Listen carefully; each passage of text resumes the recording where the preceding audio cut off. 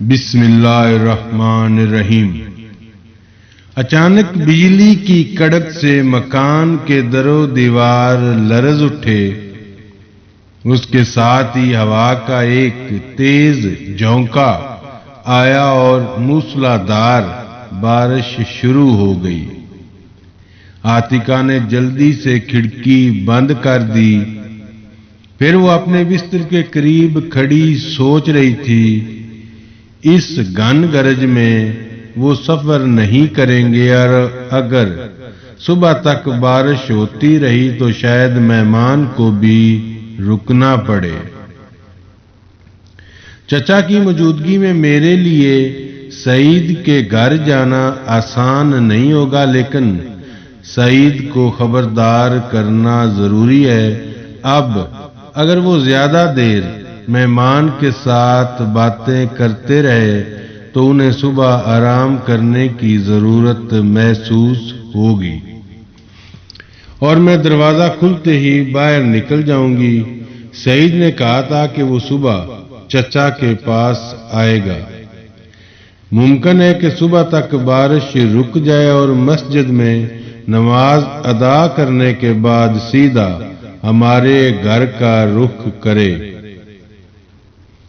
بہرحال کچھ بھی ہو، میں اس کے پاس ضرور جاؤں گی۔ میرے لیے اس غدار کے ساتھ چچا کی گفتگو کا ایک ایک لفظ سننا ضروری تھا۔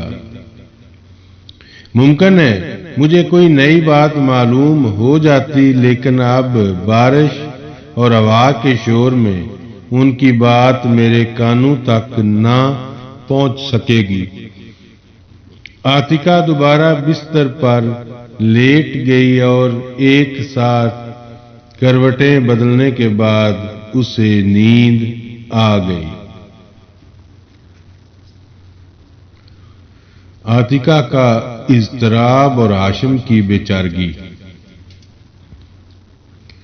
عاتکہ گہری نیند سے بیدار ہوئی۔ کمرے میں ابھی تک اندھیرا تھا۔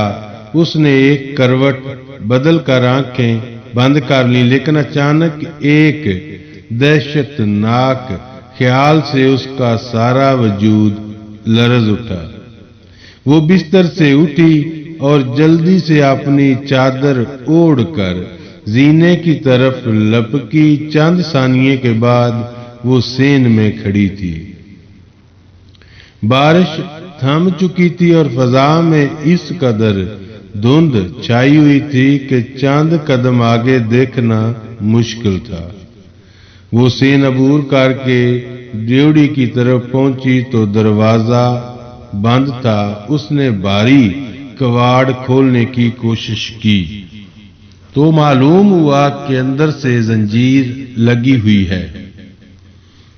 پھر اچانک اسے دروازے کے سامنے گیلی زمین پر گھوڑوں کے سموں کے تازہ نشان دکھائی دیے، اور وہ یہ دیکھ کر وہ جلدی سے مہمان خانے کی طرف دوڑی۔ درمیانی کمرے کا دروازہ کھلا تھا۔ وہ ایک ثانیہ کے لیے رکی اور پھر استبل کی طرف بھاگنے لگی۔ وہاں صرف 3 گھوڑے موجود تھے اور مہمان کے علاوہ چچا کا ایک گھوڑا بھی غائب تھا۔ اب اسے اس بارے میں کوئی شبہ نہ رہا تھا کہ وہ جا چکے تھے۔ وہ اسی طرح بھاگتی ہوئی واپس مڑی اور زور زور سے ڈیوڑی کا دروازہ کھٹکھٹانے کے بعد نوکروں کو آوازیں دینے لگی۔ ایک نوکر نے دروازہ کھولا اور حیرت زدہ ہو کر عاتکہ کی طرف دیکھنے لگا۔ ڈیوڑی کے اندر ایک کونے میں ایک اور نوکر لحاف میں دبکا ہوا لیٹا تھا۔ عاتکہ نے سوال کیا، چچا جان کہاں گئے ہیں؟ انہوں نے یہ نہیں بتایا کہ وہ کہاں جا رہے ہیں۔ وہ آدھی رات کے قریب سعید کے گھر سے واپس آئے تھے اور پچھلے پہر مہمان کے ساتھ روانہ ہو گئے۔ تمہیں یقین ہے کہ وہ سعید کے ہاں گئے تھے؟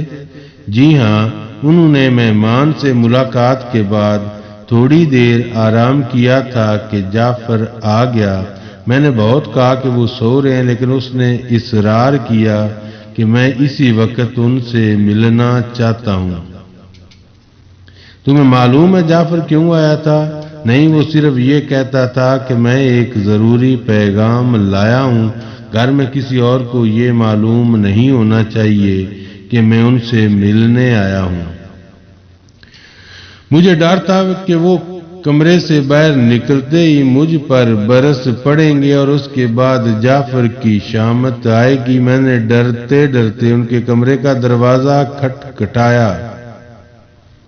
وہ گرجتے ہوئے باہر نکلے، لیکن جب میں نے جعفر کا نام لیا تو ان کا سارا غصہ جاتا رہا۔ خدا کی قسم، یہ ان کے لیے ایک مصیبت کی رات تھی۔ وہ گھر سے باہر نکلے تو بارش شروع ہو گئی۔ آدھی رات تک ہم ان کا انتظار کرتے رہے، پھر وہ واپس آ گئے تو ہمیں اطمینان نصیب ہوا، لیکن پچھلے پہر انہوں نے پھر ہمیں جگا دیا اور گھوڑوں پر زینے ڈالنے کا حکم دیا۔ وہ مہمان بھی سعید کے گھر ان کے ساتھ گیا تھا؟ نہیں، وہ مزے سے سو رہا تھا۔ اچھا، باہر کا دروازہ کھول دو۔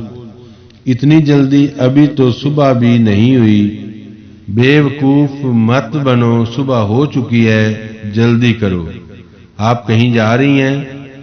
ہاں، تم وقت ضائع نہ کرو، جلدی کرو۔ نوکر نے جھجکتے ہوئے باہر کا دروازہ کھول دیا۔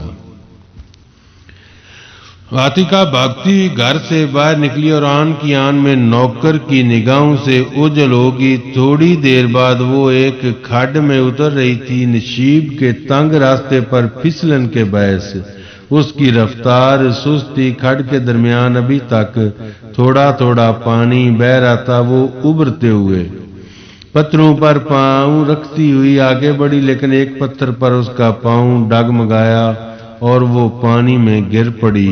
کمر تک اس کا لباس تر ہو چکا تھا، مگر وہ جلدی سے اٹھی اور پانی اور کیچڑ کی پرواہ کیے بغیر پھر بھاگنے لگی۔ چند منٹ بعد وہ کھڈ کے دوسرے کنارے سعید کے مکان کے سامنے کھڑی تھی۔ باہر کا پھاٹک بند تھا۔ وہ زور زور سے کواڑ پر ہاتھ مارنے اور اسے دھکے دینے کے بعد پوری قوت سے سعید کو آوازیں دینے لگی، لیکن اندر سے کوئی جواب نہ آیا۔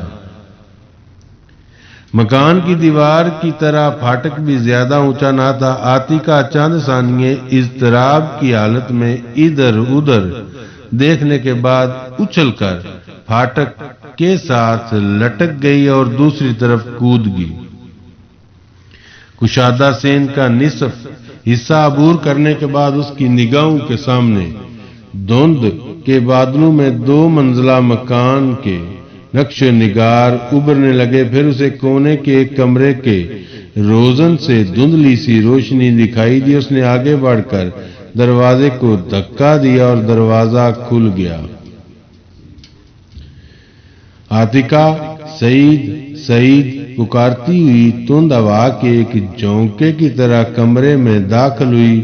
ایک آدمی خالی بستر کے قریب قبلہ رو بیٹھا دعا مانگ رہا تھا۔ عاتقہ اس کا چہرہ نہ دیکھ سکی۔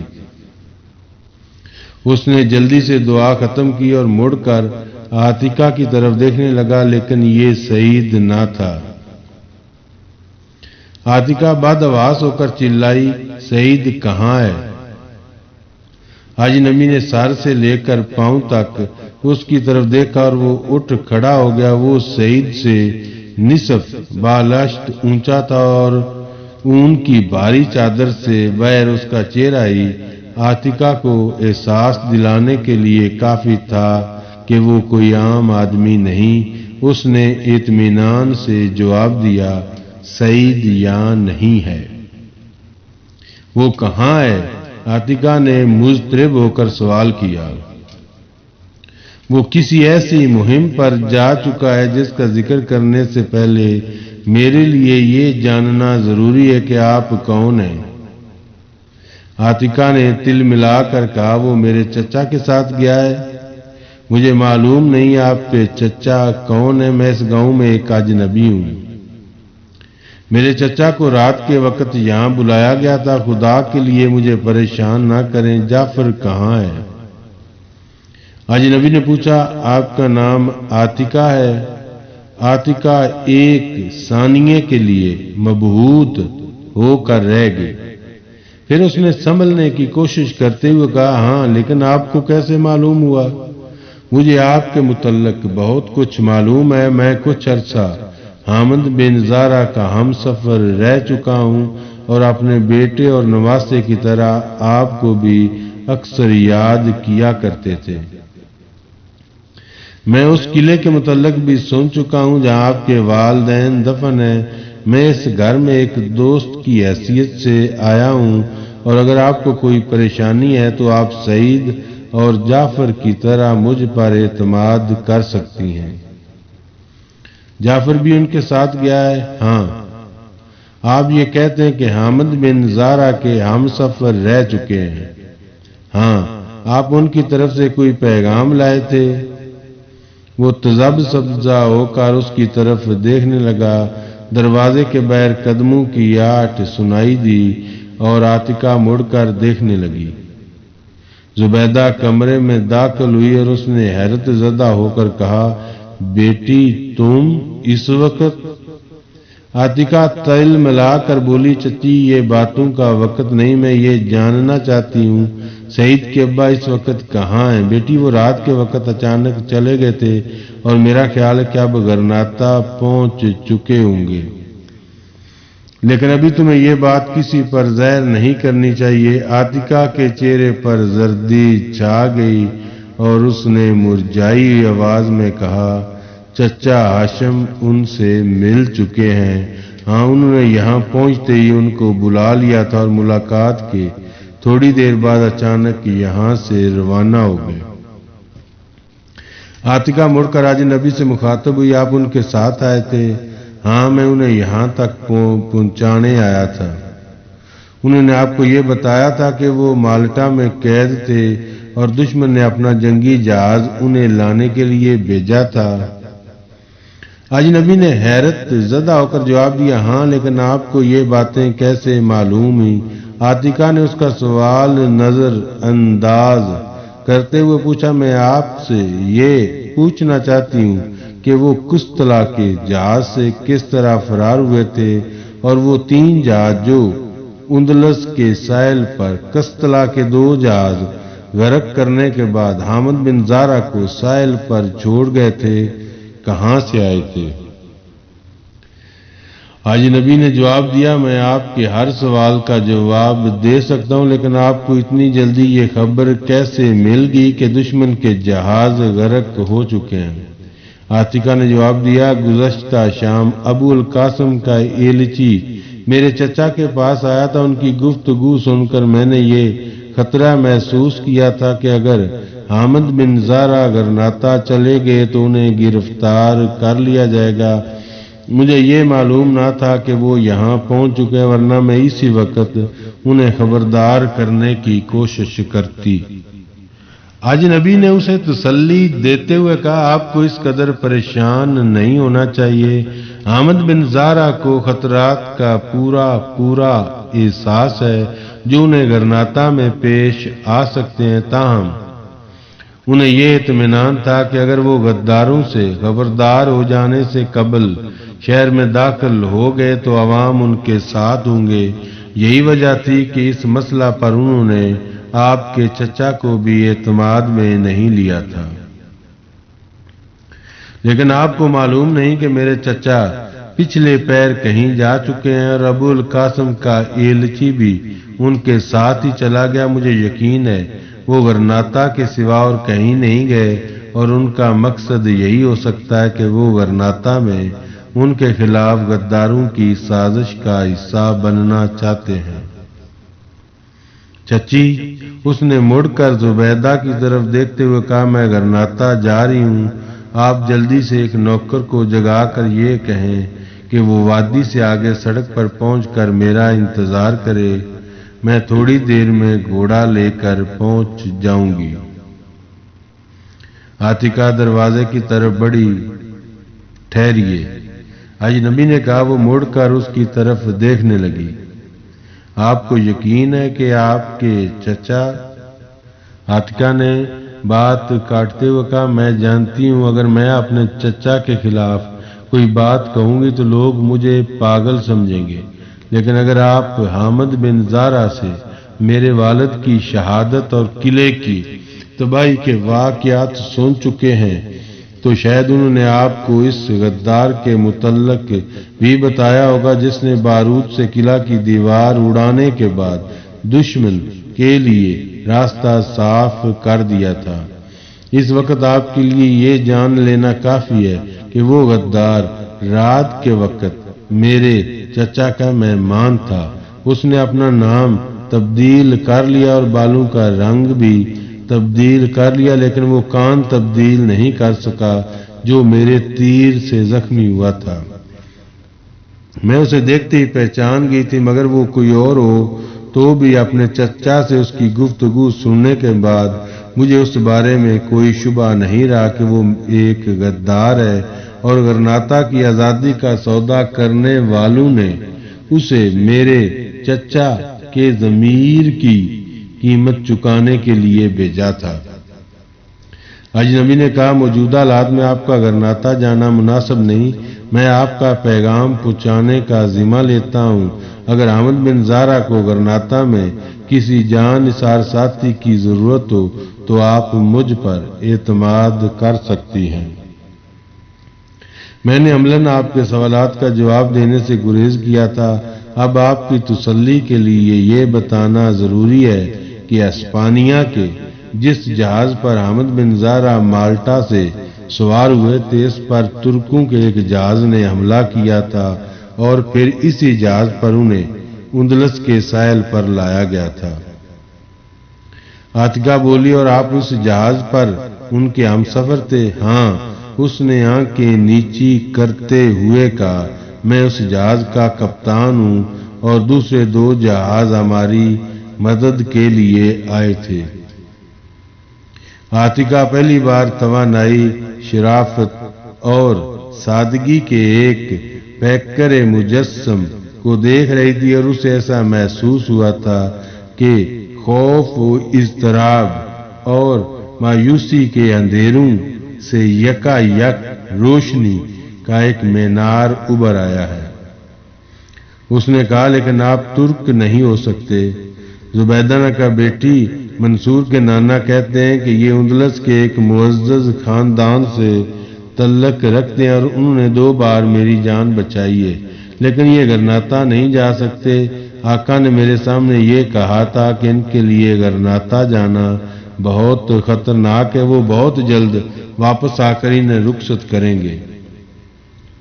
اگر وہ کسی وجہ سے رک گئے تو سعید کو بھیج دیں گے، اور سعید نے بھی مجھے یہ تاکید کی تھی کہ انہیں گاؤں سے کسی سے کبھی نہیں ملنا چاہیے۔ اجنبی کا انہیں یہ بات پسند نہ تھی کہ میں بلا وجہ غرناطہ جانے کا خطرہ مول لے لوں، لیکن اب مجھے ضرور جانا چاہیے۔ آپ نوکر سے کہیں کہ میرا گھوڑا تیار کر دے۔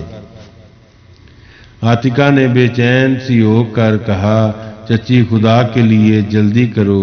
زبیدہ باہر نکل گئی۔ عاتقہ اجنبی سے مخاطب ہوئی آپ غرناطہ میں کسی کو جانتے ہیں؟